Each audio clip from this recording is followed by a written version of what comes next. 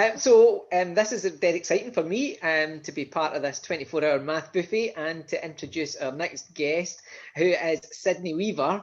And Sydney is, if you don't already know her, a phenomenal speed cuber. She has 9, count them, 9 gold medals in speed cubing.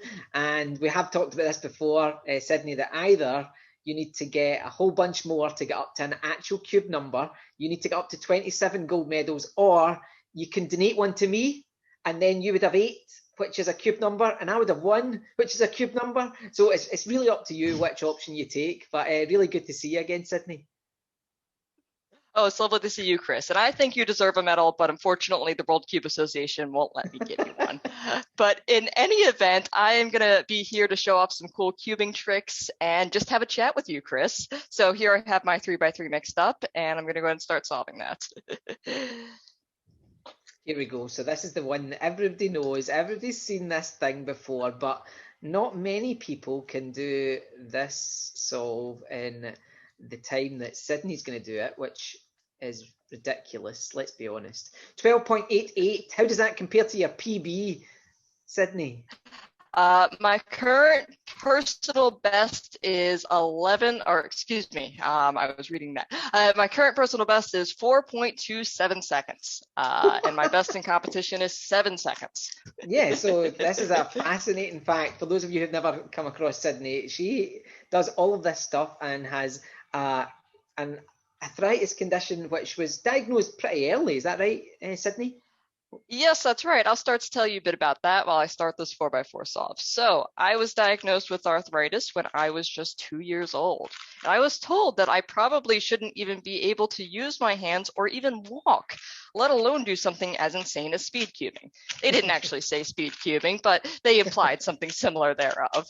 But when I was just 14 years old, I discovered the Rubik's Cube and other twisty puzzles, and I took it as a personal challenge to get better at them. And I just didn't let my hands stop me, though I still sometimes throw the cube across the room in error, so that's okay, though. Gives us some laughs. It makes it much more dramatic, doesn't it? If people are in the audience and they have to wear like a helmet or whatever to be assured of their safety, that is a brilliant thing. Oh, absolutely. It makes it so much more exciting. Whoa. So there we go. Easily under a minute for that larger cube. That's amazing. All right, so I guess for my next demonstration, I would like to solve a Rubik's Cube blindfolded, but for this bit, I will be removing my headset. So Chris, feel free to fill in with whatever commentary you see fit. All right, so I already have my cube mixed up, and I'm going to remove my headset. I'll memorize it and then solve. Sorry, off to you, Chris.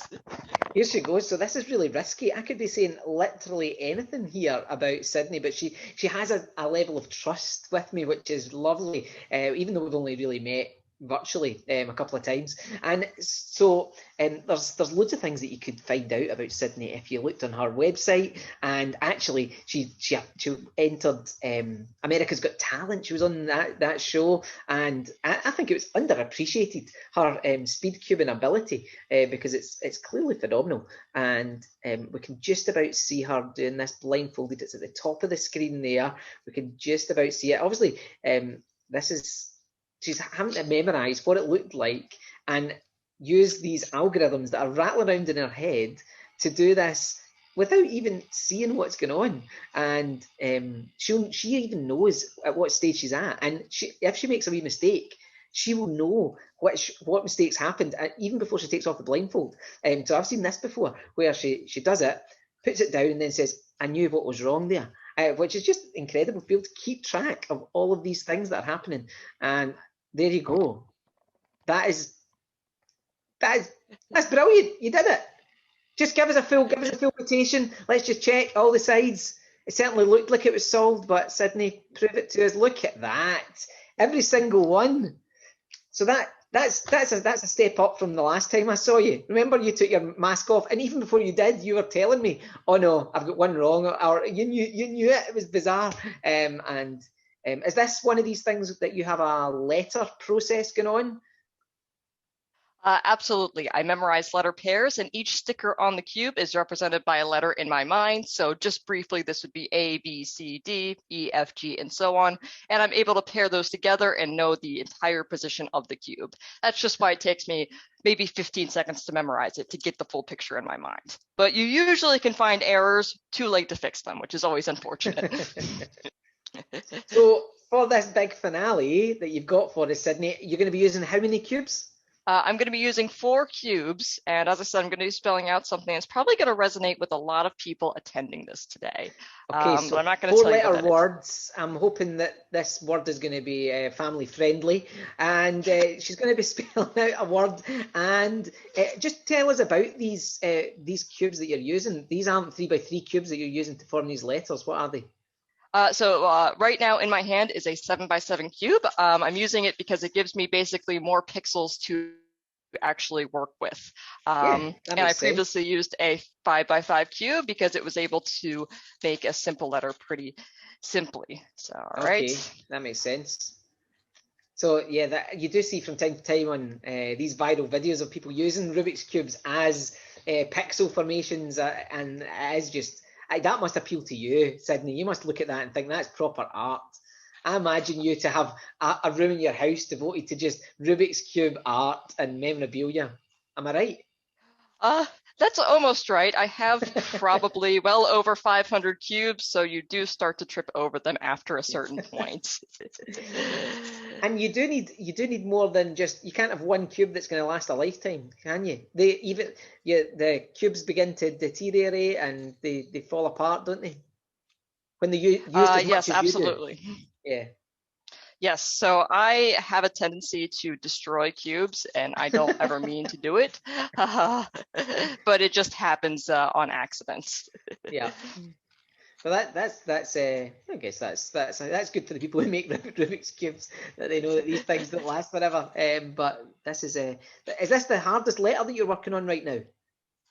Yeah, not necessarily. I'm going to be honest and say I kind of slipped up a bit, but that's okay. I am trying to figure out live how to make some of these letters, and sometimes when I'm switching between the cubes, my muscle memory doesn't serve me well. So I'm just trying to restore a little bit to fix this up. No one watching has spotted that mistake. You could have totally got away with that. That was very honest of you.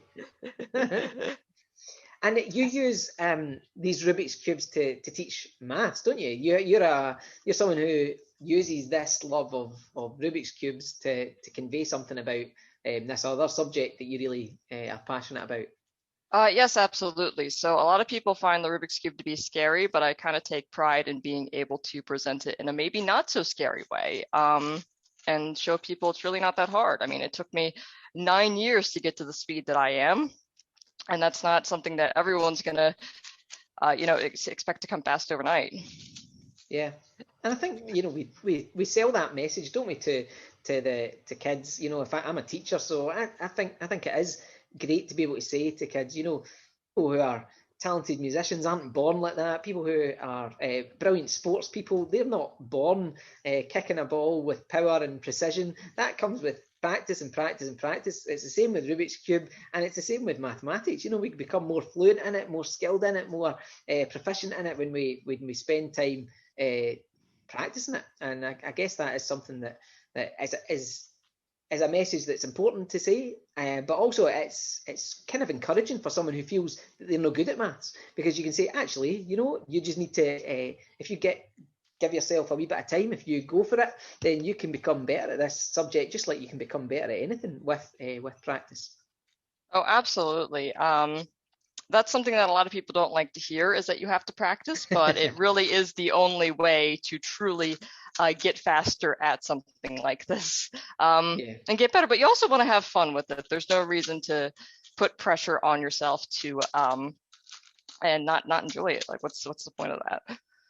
Yeah, I love the fact that you do this and it becomes like a whole performance. It's not just, I've got this 3x3x3 cube and I'm just going to solve it, right? I'm going to do the same thing again, right? And but actually what you're doing is you're saying, how can I explore this? How can I do it one-handed? How can I do it blindfolded? How can I do it you know, use it to create pictures. I think all of that is just brilliant, and I think that sort of creativity is what attracts people.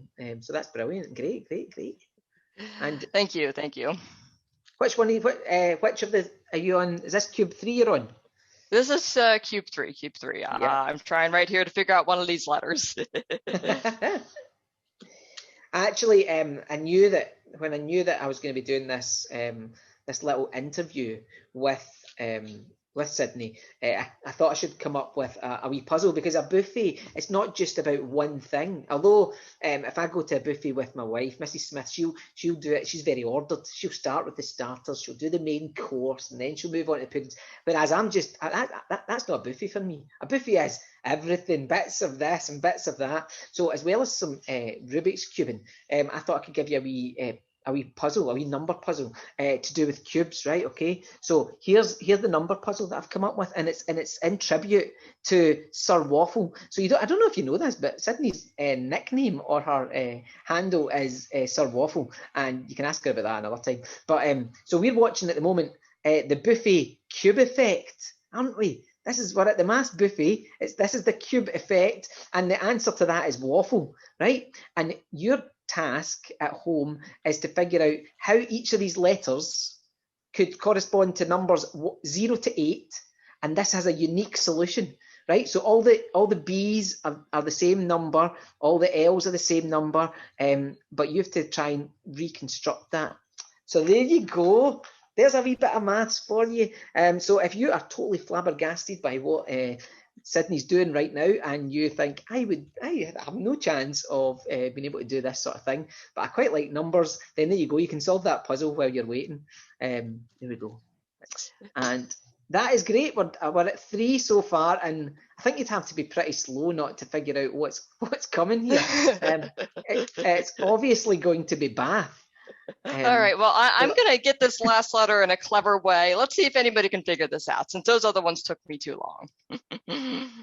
This middle layer is called M in our notation. So some fun cubing math for you. So what would that spell out? Nice. Let's get that a little closer to the camera.